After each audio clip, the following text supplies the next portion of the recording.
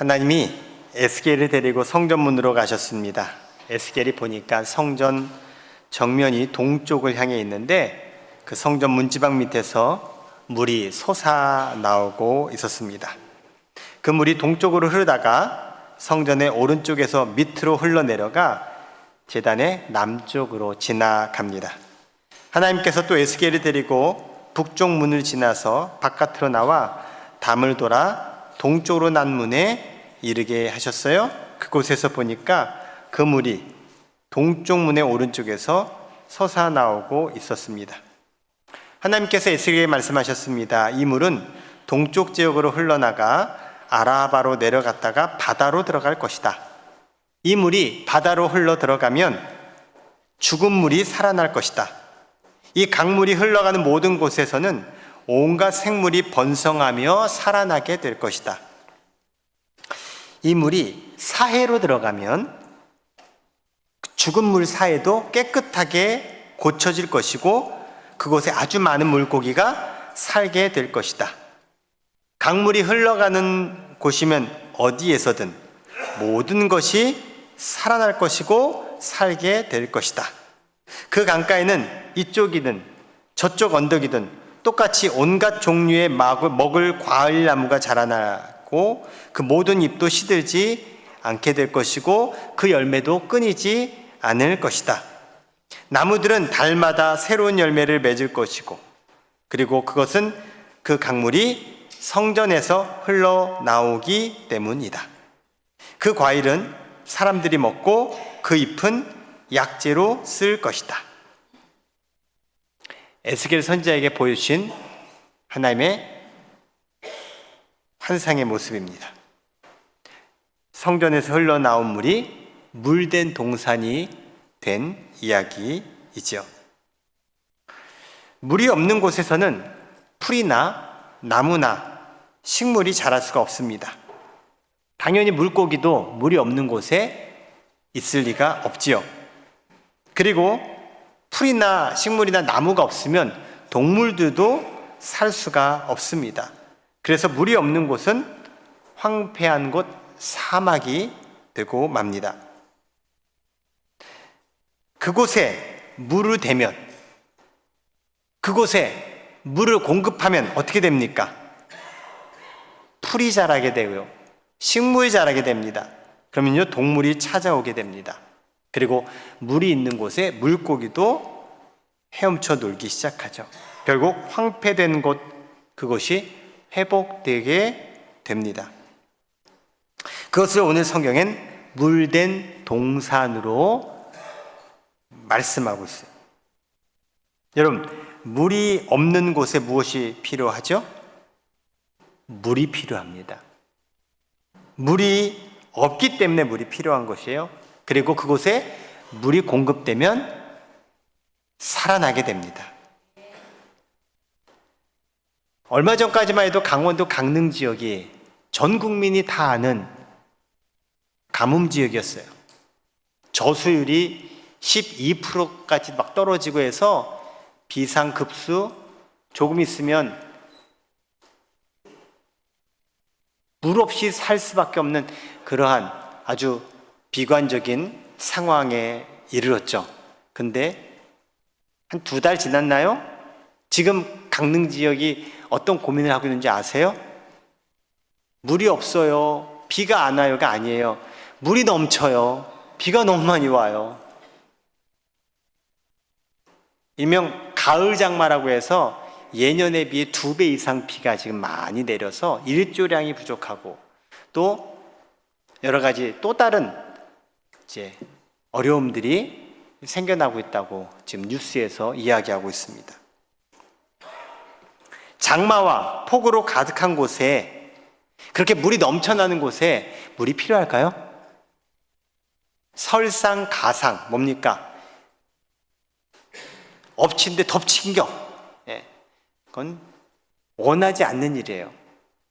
물된 동산이라고 하는 것은, 물이 필요하다는 것은 뭡니까? 결국은 물이 없어서 물이 필요한 곳에 물된 동산이 필요한 거예요. 죽어가고 있는 땅, 황폐한 땅, 물이 없는 땅에 바로 물이 필요하고 그 물이 생명을 일으키게 된다는 거예요. 즉, 물된 동산은 넉넉하고 풍요롭고 부족함이 없고 다 좋은 환경에서 물된 동산이 시작되지 않고 오히려 곰핍한 상황, 부족한 상황, 힘겨운 상황 속에 물된 동산의 은혜가 시작된다는 겁니다. 여러분의 인생은 어떻습니까? 나는 넉넉해요. 나는 지금 부족함이 없어요. 난 괜찮아요. 그런 우리 인생 속에 과연 하나님께서 주시는 물된 동산이 진짜 필요할까요? 오히려 부족해요. 없는 게 많아요. 힘겨워요. 오히려 그러한 나의 상황에 주님 주시는 물된 동산이 필요하지 않을까요?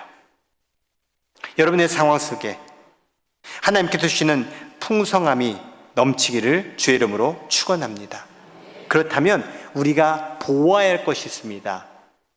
나에게 물된 동산이 필요한 나의 삶의 모습을 한번 돌아봐야 돼요. 요셉에게 있어서, 자, 이 요셉은 이제 구약에 나와 있는 야곱의 아들 가운데 요셉이에요. 아버지 요셉으로부터 참 애지중지 사랑받았던 아들이 요셉이었습니다. 그 당시만 해도 채색 옷을 입는다는 것은 아주 특별한 혜택을 입은 선물이거든요. 근데 그 채색 옷을 이 요셉이 입었어요. 형제들이 봐도 아버지가 요셉을 편애하고 있음을 알 정도로 요셉은 진짜 막둥이로서, 그리고 가정에서 참 애지중지 사랑받으며 컸습니다. 근데 그 요셉이 형들에 의해서 목숨을 잃을 뻔해요. 구덩이에 던져져서 맹수에 의해서 잡아먹힐 상황에 이르러요. 그런 요셉이 그 죽음의 구렁텅이에서 구원을 받아요. 근데 그 구원받은 이유는 다른 게 아니에요. 애굽의 상인에게 노예로 팔리는 구원이었어요. 죽음의 구덩이에서 나온 요셉은 결국 애굽의 보디발 장군에게 노예로 팔려가 노예 생활을 합니다. 그리고 그곳에서 모함에 갇혀요. 모함에 빠져요. 그래서 감옥에 갇히게 됩니다. 이와 같은 상황을 구덩이에 비유해 본다면 요셉은 구덩이에 빠진 인생을 살았던 거예요. 그런 와중에도 요셉은 그 구덩이에서 하나님을 향했고 하나님을 보았고 하나님을 경험했습니다. 그래서 그 구덩이에서 결국 요셉은 구원받았습니다. 구원뿐만이 아닙니다. 요셉은 하나님으로부터 복을 받았습니다. 그래서 그는 애굽의 총리가 되었습니다. 세상적으로 보면 성공한 거죠. 세상적으로 보면은 출세한 겁니다. 세상적으로 보면 정말 기적과 같은 일입니다.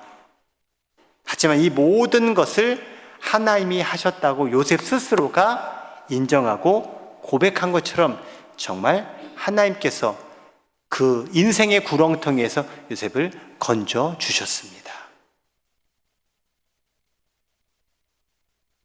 하나님은 언제 일하실까요? 하나님은 우리의 구덩이와 같은 상황 속에서 일하시는 하나님이시라는 거예요. 내 인생의 구렁텅이에서 나 스스로 어찌할 바 할 수 없는 그런 상황 속에 하나님은 일하고 계십니다. 오늘 저는 여러분과 함께 물된 동산의 은혜, 물된 동산의 풍성함을 여러분께 말씀을 드리고자 해요. 여러분, 풍성한 삶을 살기 위해서는 무엇보다 먼저 풍성한 삶을 주시는 하나님을 만나야 합니다. 물된 동산은 뭡니까? 내가 그 동산으로부터 댐을 받을 수 있는 걸 말하는 거죠. 그러니까 물을 공급할 수 있는 곳, 바로 하나님께 내가 연결되어야 된다는 거예요. 이사야 선지자는 오늘 본문에서 하나님을 무엇에 비유하느냐? 물이 끊어지지 않는 샘과 같다고 말씀해요. 따라 해볼까요? 물이 끊어지지 않는 샘. 그러니까 물이 마르지 않고 중단되지 않는 샘과 같다. 물의 근원은 하나님이시다. 물이 뭡니까? 생명과 풍성함을 상징하는 말이 물 아닙니까? 인간이 물 없이 살 수 없잖아요. 그리고 물이 있는 곳에 생명이 살아나잖아요. 즉 물의 근원이 하나님이시다 라고 하는 것은 나의 생명과 풍성함의 근원이 하나님께 있다는 말입니다. 골로새서 2장 6절과 7절 말씀을 읽어볼까요? 시작.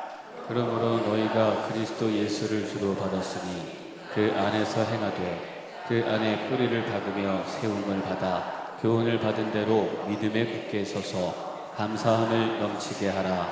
아멘. 우리가 예수님을 주님으로 받았다면 어디 안에 있어야 된다? 주님 안에 있어야 된다. 그리고 주님 안에 있다는 얘기는 무엇을 의미하는지 지금 골로새 2장에서 말씀하고 있어요. 뿌리를 받고 세움을 받고 교훈을 받아서 굳게 서서 열매 맺고 풍성함을 이루라. 그 출발점이 뭐다? 예수님께 뿌리를 박아야 된다. 나무의 생명과 풍성함은요, 뿌리에 있습니다. 뿌리에 달려 있습니다. 뿌리가 죽으면 끝이에요. 뿌리가 기능을 못하면 제대로 자랄 수가 없어요.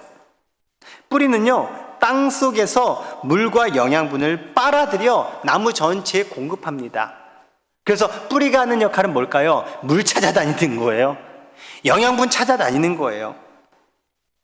그래서요, 메마른 곳에서도요, 나무가 생존하는 걸 보면요, 그 뿌리가요, 물을 찾아서 결국 물에 닿아 있더라는 거예요. 제가 영국에 가보지 않아서 사실 확인된 건 아니지만 들은 얘기예요. 영국의 템즈강 주변에 있는 이 나무들이요, 뿌리를 보니까 다 강가에 뿌리가 뻗쳐져 있다는 거예요. 저쪽에도 뻗어 있고 저쪽에도 뻗어 있고, 이게 아니에요. 다 강을 향해서, 물을 향해서 뿌리가 뻗어 있더라는 거예요. 우리 삶도 마찬가지입니다. 내 삶의 뿌리가 결국 내 삶을 지탱하는 근거가 돼요. 그래서 우리 삶의 뿌리가 뭐예요? 다 내가 생존하고 내가 살아갈 수 있는 그런 요인들 향해 계속 찾아다녀요. 내 인생이 나에게 도움이 되는 것들을 막 찾아다니면서 그렇게 살아가게 되는 거예요. 그러면서 한켠에 불안감이 있습니다. 못 찾으면 어떡하지? 물과 영양분을 내가 못 찾으면 어떡하지? 아니, 어떤 외부적인 요인에 의해서 내 삶이 뿌리채 뽑혀버리면 어떡하지? 그런 두려움과 불안이 인간에게는 있어요. 그런데요, 하나님께 뿌리를 둔 사람은 물을 찾아다니는 뿌리가 아니라 물된 동산에 뿌리를 둔 나무와 같은 인생이 돼요. 다시 말씀드릴게요. 하나님께 뿌리를 둔 인생은 세상의 많은 사람들처럼 막 나에게 필요한 것들을 막 찾아다니는 그러한 인생이 아니라 떡하니 물된 동산에 뿌리를 두고 있기 때문에 염려하지 않고요, 불안해하지 않고요, 안정적으로 살아간다는 거예요.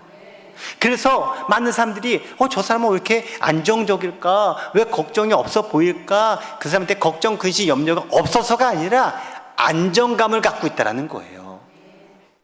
특별히 우리 믿음의 사람들은 하나님께 뿌리를 두고 있기에 안정적인 거예요. 혹여라도 불안감에 오늘 이 예배에 오셨다면 주님께 뿌리를 둔 내 모습을 그리며 안정감을 가지시기를 축복합니다. 삶의 걱정에 매이지 않고 안정적으로 나무 본연의 성장과 기능을 하는 이유는 뿌리가 지금 물된 동산에 닿아 있으면, 박혀 있으면 그렇게 살아갈 수 있게 돼요. 그러므로 우리가 할 일은요, 물된 동산에 내 삶의 뿌리를 두어야 합니다. 굳건히 박아야 합니다. 하나님께 뿌리를 내리고 뿌리를 닦는 일, 그것이 우리에게 중요한 일입니다. 그러면 결코 우리는 흔들리지 않는 내 삶이 될 것입니다. 풍성함과 풍요로움의 근원이 되는 하나님께 뿌리를 받고 안정감으로 살아가시기를 주의 이름으로 축원합니다. 예수님은 우리에게 생명을 주시고 풍성함을 주시기에 오셨습니다. 요한복음 10장 10절에 말씀해요. 도둑이 오는 것은 도둑질하고 죽이고 멸망시키려는 것뿐이요 내가 온 것은 양으로 생명을 얻게 하고 더 풍성히 얻게 하려는 것이라. 도둑은요 다른 생각 안 해요. 자기 생각만 해요. 나에게 필요한 것 훔치고 그리고 그 훔친 것을 방해하면 죽이고, 그게 도둑이에요. 도둑. 우리가 사는 세상이 나에게 친절하게, 나에게 모든 걸 맞춰주고 나의 필요한 것들을 다 제공해주고 그런 세상에서 살고 계신 분 계세요? 그런 세상이 아니니까 우린 경쟁하잖아요. 어떻게든 내가 살기 위해서 몸부림치잖아요. 어쩌면 이 예수님의 가르침은요, 우리가 사는 세상은 도둑과 같은 거야. 뺏고 빼앗기고 지키고 버티고. 그런데 예수님은 우리에게 생명을 주시고자 오셨어요. 더 풍성히 얻게 하시려고 오셨어요. 세상과 비교되는 예수님의 모습을 예수님 스스로가 알려주신 말씀이 조금 전에 읽은 요한복음 말씀이에요.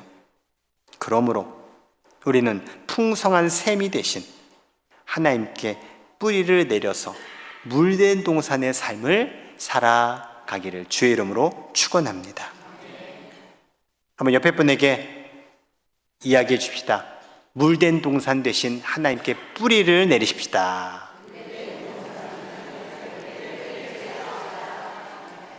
아멘. 하나님 축복의 법칙은요, 때로는 역설적입니다. 우리는 복을 받기 위해서 복의 어떤 나의 삶의 조건을 맞춥니다. 그래서 복을 받을 만한 조건이 되는 것. 그리고 그것은 누구를 향하냐면 나를 향해요. 그런데 오늘 성경 본문 말씀에 보면요, 하나님의 복을 받기 위해서는요, 먼저 다른 사람들을 돌아보아라 라고 말씀하고 있어요. 자, 10절의 말씀인데요, 읽어보겠습니다. 시작. 줄인 자에게 내 심정이 동하며 괴로워하는 자의 심정을 만족하게 하면 내 빛이 흑암 중에서 떠올라 내 어둠이 낮과 같이 될 것이며. 아멘. 자, 이 말씀은 이런 내용이에요. 네가 먹을 것을 굶주린 자에게 나누어 주고 쪼들린 자의 배를 채워준다면 너의 빛이 어둠 가운데 떠올라 네가 지금 어둠 속에 있는 그 상황이 대낮같이 밝게 될 것이다. 네가 갖고 있는 그 선행의 마음을 줄인 자에게 나타내 보여라라는 거예요. 많은 사람들이 자기를 향한 마음들을 갖고 있지만 사실 그 마음 속에는요, 선한 일을 하고자 하는 마음도 같이 갖고 있어요. 그런데 하나님은 두 마음, 나를 향한 마음이 있고 그래도 남을 향한 선한 마음을 가지고 있는 그 두 마음 중에 무엇을 먼저 하라고요? 선한 마음을 먼저 사용하라는 거예요. 그러면 하나님께서 나에게는 암울한 현실과 힘겨운 상황들 속에 빛을 비춰주셔서 어둠이 떠나가고 광명한 삶을 누리며 살아갈 수 있게 하시겠다는 약속의 말씀이에요. 혹시 내 인생은 왜 이렇게 꼬일까? 왜 이렇게 풀리지 않을까? 나에게는 왜 자꾸 이런 어려운 일들이 생기지? 라고 생각이 된다면 오늘 말씀에 귀를 기울여 보세요. 자꾸 나를 향한 생각, 나를 향한 마음, 나를 향한 무언가를 내가 지금 추구하고 있나? 그렇다면 하나님 말씀처럼 진짜 나보다 더 어려운 사람, 정말 궁핍한 사람, 힘겨운 사람을 볼까? 라고 하는 이 하나님의 음성이 들려지기를 바랍니다. 여러분, 하나님께서 주시는 복은요, 부메랑과 도 같아요. 부메랑이 뭐예요? 던지면 돌아오는 거예요. 하나님의 복은 내가 보내는 것이, 돌려받는 것이 하나님의 복이라는 거예요. 또 하나님의 복은요, 산울림과도 같아요. 야호 하면 어떻게 돼요? 제가 할게요. 야호. 예, 응답되는 거예요. 하나님의 복은 응답이에요. 내가 한 것에 돌아온 응답. 돈줄내기라는 말을 혹시 들어보신 적 있나요? 돈줄내기. 젊은 친구들은 아마 많이들 이렇게 이야기를 하는 용어 중에 하나인데, 몇 년 전에 유행했던 표현이에요. 자, 혼줄 내다라는 말은 아시죠? 뭐 혼내는 거. 예. 그 말에서 차용된 단어예요. 앞에 혼자를 돈자로 바꾸고, 돈으로 혼내다라는 말이에요. 돈으로 혼내다. 잘 모르는 것 같아서 제가 설명을 썼어요. 누군가 나쁜 짓을 했을 때 벌을 준다는 뜻에서 쓰는 혼줄 내다라는 단어에서 나오는데, 이걸 비틀어서 착한 주인이 운영하는 식당이나 착한 기업 물건을 일부러 돈 내서 사주는 행위를 돈줄 내기라고 말합니다. 자, 사례를 하나 들어볼게요. 돈이 없어서 치킨은 먹고 싶은데 치킨을 못 먹는 그 형제가 있었어요. 계속 치킨집에서 서성이는 거예요. 근데 이 모습을 치킨집 그 주인이 보고, 아, 얘네들이 치킨 먹고 싶어 하는구나. 근데 돈이 없어요. 근데 이 치킨집 주인이 그냥 치킨을 줘요. 치킨 먹어라. 얼마나 먹고 싶었어, 먹어.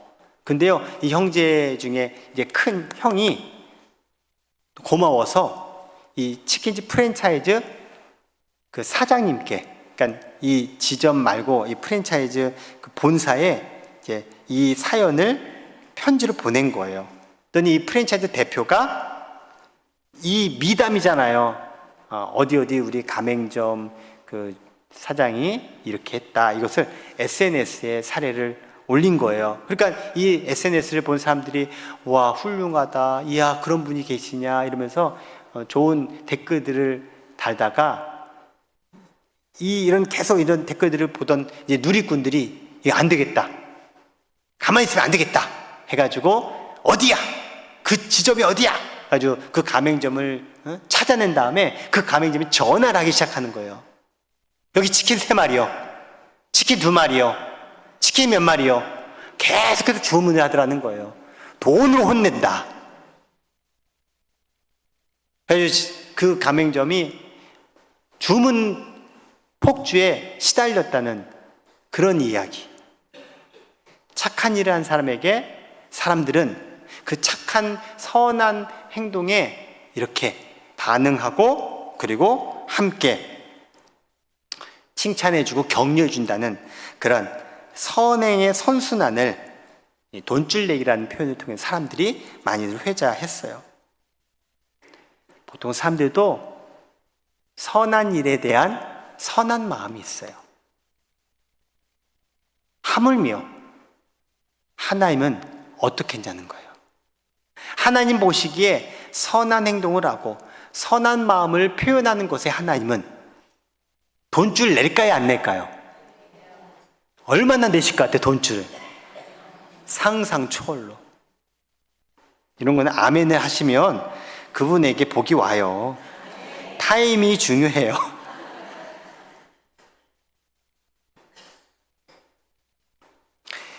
다시 한번 지금 10절의 말씀을 여러분께 소개해 드릴게요. 하나님은 줄인 자들과 괴로운 자들을 돌아볼 때 그 돌아본 사람의 삶에 빛을 비춰주시고 어둠을 낮과 같이 되게 하십니다.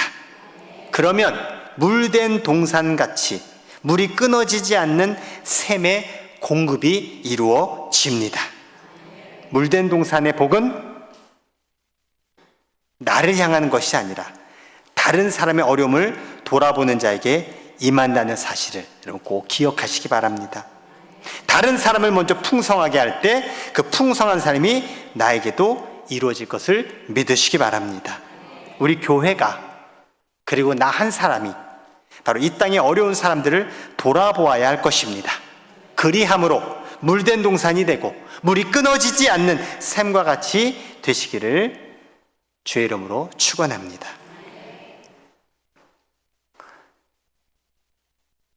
구덩이에서 죽을 인생이었던 그 요셉을 하나님이 살리셨다고 했죠.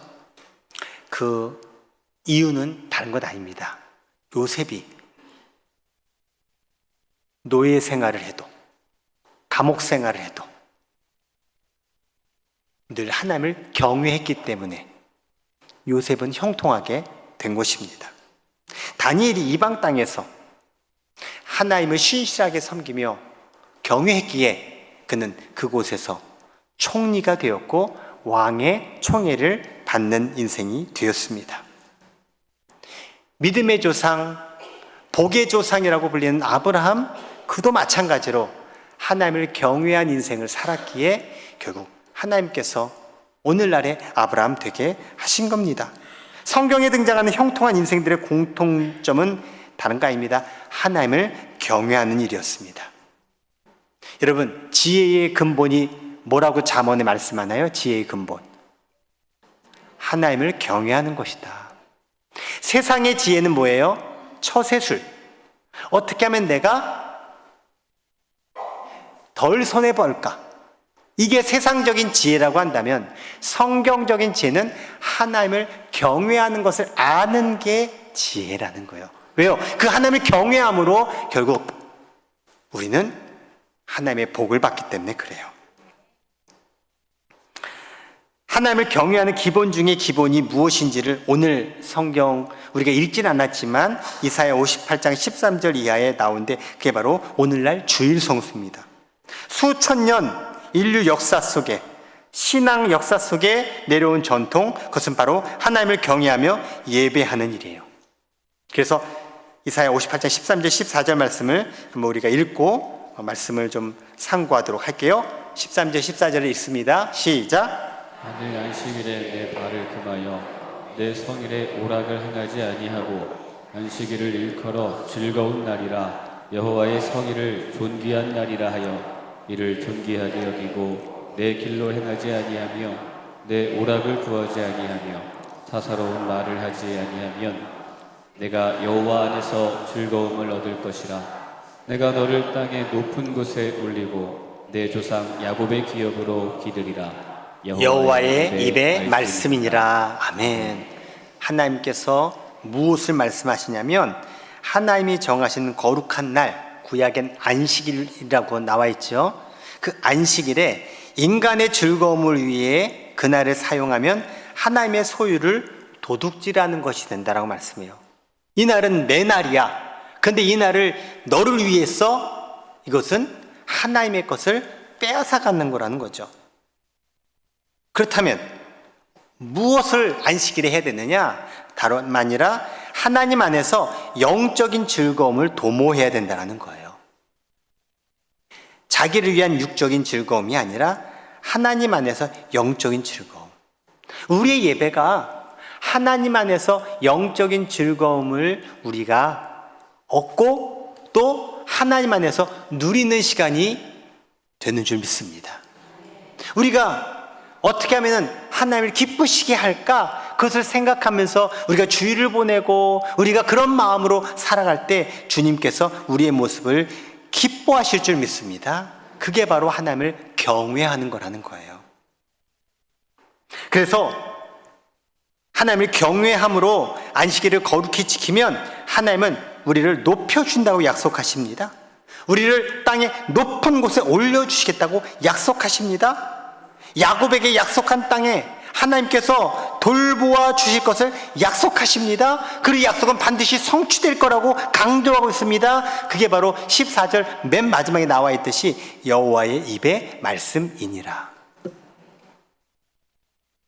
사랑하는 성도 여러분, 하나님을 경외할 때 우리는 풍성한 삶을 누리게 됩니다. 그리고 그 하나님을 경외하는 것의 가장 기본이 하나님께 예배하고 하나님 안에서 영적인 즐거움을 누리며 주일 성수하는 것이다. 우리 함께 하나님을 경외하는 교회, 하나님을 경외하는 가정이 되어서 하나님을 경외함으로 하나님 주는 이 풍성한 삶의 주인공이 되시기를 주의 이름으로 축원합니다.